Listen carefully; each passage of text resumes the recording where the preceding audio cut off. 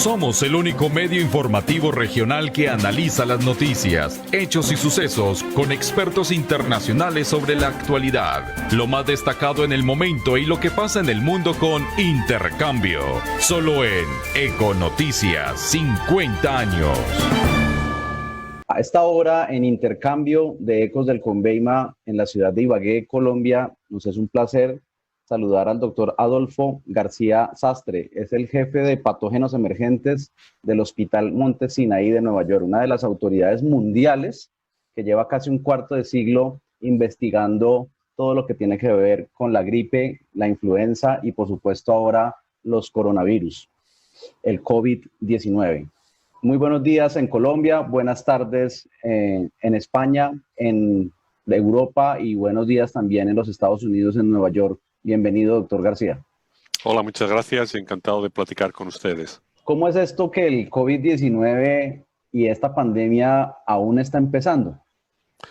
Bueno, aún está empezando. La razón por la que decimos que aún está empezando es porque la cantidad de gente que ha sido infectada es todavía muy pequeña comparada con toda la cantidad de gente que puede ser infectada.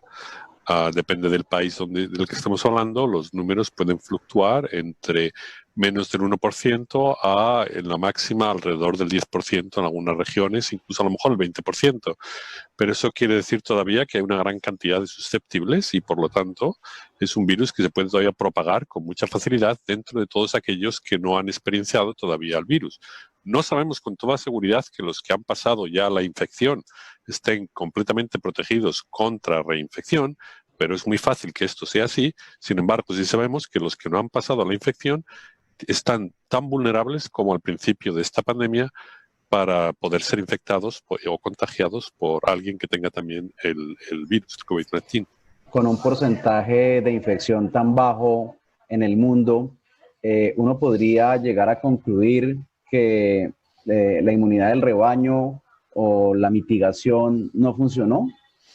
Uno puede concluir que todavía no hemos llegado a una inmunidad de rebaño. No es que no haya funcionado, es que no hemos llegado a ello. Para poder llegar a ello, hubiese sido necesario el que hubiese habido muchas más infecciones y, por supuesto, muchas más infecciones hubiese causado también muchos más problemas de los que hasta ahora ha causado. Por eso podemos decir todavía que estamos al principio de esta pandemia. Y bueno, sí que es verdad que ahora tenemos más recursos para poder mitigar el daño que puede hacer esta pandemia, pero también es verdad que nos faltan los mejores recursos para poder mitigar el daño de esta pandemia, que son sobre todo una vacuna que sea efectiva. Bueno, creo que esta es la primera pandemia mundial de un coronavirus, pero desde 1918 y 1957 no se presentaban pandemias tan grandes en el mundo. ¿En qué se diferencia esta del COVID-19 a la famosa pandemia de la gripe española? La verdad es que es muy parecida, porque es causada también por un virus respiratorio. Es un virus respiratorio para el cual no existe inmunidad preexistente en la población, por lo tanto todo el mundo es susceptible. Es un virus que se transmite más o menos con la misma facilidad, tanto el coronavirus como el virus del 18 en la gente, y son dos virus que pueden causar más enfermedad severa que un virus de la gripe normal, gripe estacional o incluso otras pandemias que ha habido de gripe. La principal diferencia creo que está en dos factores. El primero es que ahora tenemos más recursos de los que teníamos en el 1918 para poder intentar hacer frente a la situación, no solo con respecto a encontrar medicamentos más rápidamente o vacunas más rápidamente. Incluso en 1918 no se sabía qué era el virus de la gripe. Tenemos métodos de diagnóstico. En el 1918 era imposible diagnosticar a alguien que tuviese gripe de un modo todavía preclínico que pudiese contagiar a otra persona. Ahora tenemos métodos de diagnóstico que nos permiten, si hacemos el test, saber si una persona está infectada, incluso si no tiene síntomas todavía. Y luego también una gran diferencia es que la sociedad es muy distinta, ¿no? Más que realmente que los virus sean muy distintos, la sociedad ha cambiado mucho desde el 1918 hasta hoy. Ahora estamos en un mundo mucho más intercomunicado, que hace que también eso es una desventaja, ¿no? Porque hace que las cosas vayan más rápidas, que quizá es una ventaja para poder rápidamente implementar medidas, pero es una desventaja a la hora de la rapidez con la que el virus se puede transmitir debido a la gran densidad de población que hay y a la gran cantidad de viajes que se hacen y que se ha intentado mitigar parando viajes, pero eso no ha sido posible hacerlo al principio y ahora es muy difícil el pararlo una vez que está metido dentro de un país y ya no es imposible el pararlo por intentarlo que no entre dentro de un país. Bueno, usted vive en los Estados Unidos, en el hospital en Nueva York. ¿Usted cree que los Estados Unidos, Italia, España, la OMS subestimaron el coronavirus y esta pandemia? Yo creo que todo el mundo ha subestimado esta pandemia, pero la mayor subestimación no es tanto subestimarla cuando estaba empezando el virus. La mayor subestimación ha sido no estar preparados para tener un episodio como este, porque sabíamos que podía ocurrir, pero que iba a ser un episodio que a lo mejor no ocurría en 100 años, o en 50 años, o en 20 años, no sabíamos cuándo, pero sabíamos que episodios como este iban a ocurrir. Y eso creo que ha sido el mayor error. El mayor error no ha sido tanto cómo se ha respondido, como el que no estábamos preparados para responder. Muy interesante. ¿Usted es pesimista o optimista sobre la ciencia, teniendo en cuenta que tenemos muchísimos más recursos, capacidad de diagnóstico, tecnología? Entiendo que usted es pesimista. ¿Por qué? No soy pesimista. O sea, hay cosas que han sido más difíciles de hacer, pero también soy muy optimista. Sin la ciencia, esto hubiese sido mucho peor. ¿Por qué? Porque al menos algo que se ha logrado muy rápidamente es encontrar métodos de diagnóstico. Quizá no haya suficiente diagnóstico, quizá no tenemos la capacidad de poder hacer todo el diagnóstico que queramos para poder aislar a la gente que está contagiada, pero sin la ciencia, hace, por ejemplo, 50 años, estos métodos de diagnóstico hubieran sido imposibles. Y sin un método de diagnóstico, el daño que hubiese hecho este virus hubiese sido mucho mayor que el daño que ha causado hasta ahora. Es decir, la ciencia ya ha contribuido enormemente a evitar que este virus haga mucho más daño de lo que hubiera podido causar si no hubiésemos tenido esos métodos de diagnóstico. O sea, la ciencia ha contribuido ya a hacer a que este virus cause menos daño. Ahora, eso sí, causa mucho daño, incluso con métodos de diagnóstico, porque es muy difícil implementarlos de tal modo que puedas mitigar la enfermedad únicamente haciendo diagnóstico. Y tardamos todavía tiempo en conseguir medicamentos y vacunas, pero yo creo que al final eso se va a conseguir y se va a conseguir antes de que este virus infecte a todo el mundo, lo cual sería de nuevo un éxito de la ciencia, ¿no? Porque sin la ciencia, de nuevo, esto hubiese sido mucho peor de lo que ha sido hasta ahora y no se puede parar hasta que todo el mundo se adquiera inmunidad de rebaño, como ya hemos hablado antes, y eso sería pagar un precio muy grande por la cantidad de muertes que supondría. ¿El mundo va a confiar más en la vacuna de Estados Unidos, de Alemania, de Reino Unido o de la China? ¿Y cuál va a estar más rápido y cuál va a ser la más efectiva? Es muy difícil predecir, ¿no? Es algo que depende de cómo vayan las cosas. Yo me imagino que China ha andado siempre un poco por delante y son capaces de implementar medidas muy drásticas de acelerar procesos, que es mucho más difícil en otros sitios. Así que me imagino que la primera que esté disponible sea una vacuna en China. Ahora, no sé hasta qué punto el resto del mundo se va a fiar de una vacuna que venga de China, debido a que existen cierta propensión a pensar de que no están diciendo todos los datos que podrían decir. Y eso va a causar cierta reticencia a usar una vacuna que venga de China sin haberla probado antes si funciona fuera de China. Y probar si funciona lleva bastante tiempo, ¿no? Entonces, no sé exactamente qué es lo que va a suceder. También es verdad que es fácil que si China consigue una vacuna antes, que las siguientes vacunas no se retrasen mucho más. En cuyo caso, yo me imagino que lo que más probable que pase es que China tenga una vacuna antes del resto del mundo, pero que no se use en el resto del mundo y que se espere un mes más o unos pocos meses más para que se empiecen a usar las vacunas usadas en el resto del mundo, porque se tardaría menos tiempo en saber si las vacunas que se están siendo usadas o probadas fuera de China funcionan, que el probar si una vacuna que viene de China, que dicen en China que funciona también fuera de China. Hablemos sobre los rebrotes, doctor García Sastre. Sí. Y el rebrote tiene que ver mucho o poco con la estacionalidad, el otoño y el invierno, o las zonas de lluvia donde estamos aquí en la zona tórrida, por ejemplo, en Colombia. Bueno, hay muchas cosas que impactan a la cantidad de rebrotes que puede haber, pero los rebrotes fundamentalmente dependen de la cantidad de contagios que hay. Y la cantidad de contagios depende fundamentalmente de tres factores. El primero es cuánta gente haya susceptible, y eso es prácticamente el mismo en casi todo el mundo. Todo el mundo, la mayor parte del mundo es susceptible de infección con este virus. Eso no cambia de un sitio a otro.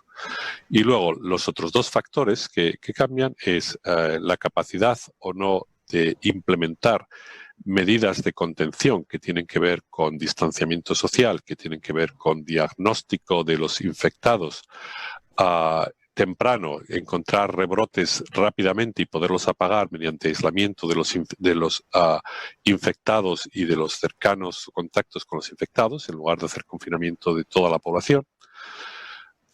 Y luego, en tercer lugar, son condiciones como condiciones ambientales, que puede hacer que el virus se propague más rápidamente o menos rápidamente, dependiendo de las condiciones ambientales, en las cuales el verano o temperaturas altas pueden influir a que la propagación sea más lenta. Pero ese último componente no es un componente tan importante como los otros dos. El primero, no tenemos ningún control sobre ello, porque la gente que hay infectada es la gente que hay infectada, que no son muchos, y por tanto todo el mundo es susceptible. Eso es igual para todo el mundo. El segundo depende de las medidas que se pongan y de la capacidad que tenga cada país. Y ese es el más importante. Luego puede ayudar hasta cierto punto el que las condiciones ambientales sean mejores para evitar contagios en un país que en otro, pero eso no es el factor fundamental. El factor fundamental va a ser cuánto rápido se pueden diagnosticar los rebrotes y apagarlos antes de que se extiendan. ¿En qué se diferencia el SARS-CoV-2, que es el virus de la enfermedad COVID-19, a los virus de la influenza, que entiendo que se adaptan muy fácil a los cambios y que generan 2 o 3 pandemias cada 100 años, y cómo podrían ser las futuras pandemias en el mundo? Sí, las pandemias de gripe van a seguir existiendo. La última fue en el 2009. La severidad de una pandemia depende y es muy difícil de predecir. La pandemia de 1918 fue muy severa, la del 2009 no fue tan severa, pero las pandemias de gripe van a seguir existiendo. Yo creo que la principal diferencia que existe entre gripe y coronavirus en este momento es que si hubiese habido una pandemia de gripe con la misma severidad, con la misma mortalidad que la que causa este virus, al menos en gripe, tenemos antivirales que funcionan tanto terapéutica, tanto para tratamiento, aunque no funcionan todo lo bien que podrían funcionar para tratamiento, pero que funcionan muy bien profilácticamente, es decir, si una persona no está infectada y se toma un antiviral contra gripe, previene durante el tiempo que se está tomando ese antiviral el que sea infectado con gripe. Y también sabemos bastante bien cómo hacer una vacuna contra gripe. Sabemos cómo hacer una vacuna, qué es lo que le tenemos que pedir a la vacuna para saber si funciona o no. Para el coronavirus no estamos seguros de qué es lo que le tenemos que pedir a la vacuna para que funcione, y por tanto se tienen que hacer ensayos vacunales en los cuales hay que hacer seguimiento de la gente para ver que está vacunada, para ver si infecta o no. Con gripe eso no haría falta, porque sabemos que si se logra un nivel de anticuerpos en sangre a un nivel adecuado, sabemos que esa persona está protegida por estudios anteriores que se han hecho, de tal modo que no haría falta hacer unos estudios clínicos tan largos y tan difíciles como los que se tienen que hacer con este coronavirus para una vacuna. Eso es lo más pero el COVID-19 es una evolución de la influenza. No, el COVID-19 es un virus completamente distinto. No tiene algo parecido genéticamente. No está relacionado. No, es un virus que es un virus distinto. Otra cosa es que cause síndromes respiratorios que en algunos aspectos se asemeje a la influenza, pero es un virus muy distinto del virus de la influenza, y eso es por lo que es más difícil el saber si una vacuna va a funcionar, porque con influenza sabemos de nuevo, qué es lo que le tenemos que pedir una vacuna para que funcione, y por eso los antivirales que existen contra influenza no funcionan contra coronavirus, porque están contra una proteína del virus de la influenza que no existe en el coronavirus y por tanto son incapaces de inhibir la replicación del coronavirus, aunque inhiben muy bien la replicación de influenza. Sintomáticamente, ¿en qué se diferenciarían las dos enfermedades? Hay partes que sí, hay partes que se asemejan y hay partes que son un poco distintas. La semejanza está en que son síndromes respiratorios fundamentalmente, que causan distintos grados de severidad, tanto la gripe como el coronavirus. Hay gente que es asintomática, hay gente que tiene síntomas respiratorios leves y hay gente que tiene síntomas respiratorios graves e incluso mortalidad. La diferencia está en detalles sobre todo con respecto a la enfermedad severa. En el caso de este coronavirus nos hemos encontrado que existen ciertos problemas relacionados con trombosis que no existen tanto en casos severos con virus de la gripe. Es decir, tiene ciertos detalles que son un poco distintos entre uno y el otro, y a veces es en esos detalles donde existe las pistas para saber cómo se tienen que tratar a la gente con enfermedad severa. Es decir, los detalles son también importantes. Pero en general, el método de propagación y el tipo de enfermedad y de espectro de enfermedad que causa el virus de la gripe y este coronavirus son parecidos. Por decirlo coloquialmente, son como primos. Son como primos, sí, pero un poco distintos. ¿Y con el SARS y con el MERS sí son más parecidos? Con el SARS primero es mucho más parecido. Con el MERS también es parecido, aunque yo creo que existen ciertas distinciones también con MERS que lo hacen un poco distinto, porque el tipo de células que se infectan son un poco distintas dentro del aparato respiratorio debido a que el receptor que el virus usa es distinto en el caso del SARS y en el caso del MERS. Bueno, y por último, hablemos de Nueva York, el estado de Nueva York, la capital del mundo, y los Estados Unidos. ¿Cómo se ha manejado en los últimos días el virus? Bueno, Nueva York ha sido impactado muy fuerte, como ya sabéis. Sí. Hemos tenido una gran cantidad de casos con muchos problemas, sobre todo a nivel de atención hospitalaria. Ha sido el peor estado de los Estados Unidos, ¿no? Ha sido el peor estado y la peor ciudad de los Estados Unidos hasta este momento. Ese ha sido el estado donde se ha aprendido más rápidamente y donde ha habido mucho más número de casos hasta este momento. Los casos ahora mismo han disminuido mucho debido fundamentalmente a las medidas de aislamiento y de trabajar desde casa y de quedarse en casa casi todo el rato, y de uso de mascarilla y distanciamiento social y de cerrar negocios que no sean fundamentales. Debido a eso se ha logrado frenar el número de casos y ahora hay muy pocos casos en Nueva York. Pero sí es verdad que aunque el tipo de brote que tuvimos en Nueva York no se ha visto en cuestión de magnitud en otros sitios de este país, hay ahora mismo sitios donde ha empezado a haber más casos. O sea, quizá ha empezado el aumento de casos más tarde que lo que ha ocurrido en Nueva York, y a no ser que se tomen medidas, es fácil que se cree una situación parecida a la que ha ocurrido en Nueva York. Pues doctor Adolfo García Sastre, jefe de patógenos emergentes del Hospital Monte Sinaí de Nueva York, muchas gracias por habernos acompañado estos minutos en la sección internacional Intercambio de la emisora regional independiente Ecos del Conveima en Ibagué, Tolima, Colombia. Usted es muy amable. Vale, muchas gracias y hasta pronto.